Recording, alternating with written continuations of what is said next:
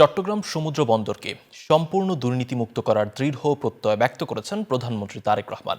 বুধবার বাজেট অধিবেশনের শেষ দিনের এক প্রশ্নের জবাবে তিনি বলেন, দুর্নীতিবাজ ও রাষ্ট্রীয় সম্পদের অপচয়কারীদের প্রচলিত আইনে বিচার করা হবে। এ সময় চট্টগ্রাম বন্দরের আধুনিকায়ন, সক্ষমতা বৃদ্ধি ও বে টার্মিনাল বাস্তবায়ন নিয়ে সরকারের ভবিষ্যৎ পরিকল্পনার কথা তুলে ধরেন প্রধানমন্ত্রী। বে টার্মিনাল নির্মাণ প্রকল্প নিয়ে প্রধানমন্ত্রী বলেন, এই টার্মিনালটি চালু হলে দেশের অর্থনীতিতে এক বৈপ্লবিক পরিবর্তন আসবে। তারেক রহমান বলেন, এবারের বাজেট সব মহলে প্রশংসিত, তবে এর সুফল জনগণের দোরগোড়ায় পৌঁছে দিতে এর সুষ্ঠু বাস্তবায়ন জরুরি। বিগত বছরের তুলনায় 2025 সালে কন্টেইনার, কার্গো এবং জাহাজ হ্যান্ডলিং এর প্রবৃদ্ধি ছিল যথাক্রমে 4.7, 07, 11.43 এবং 10.5%।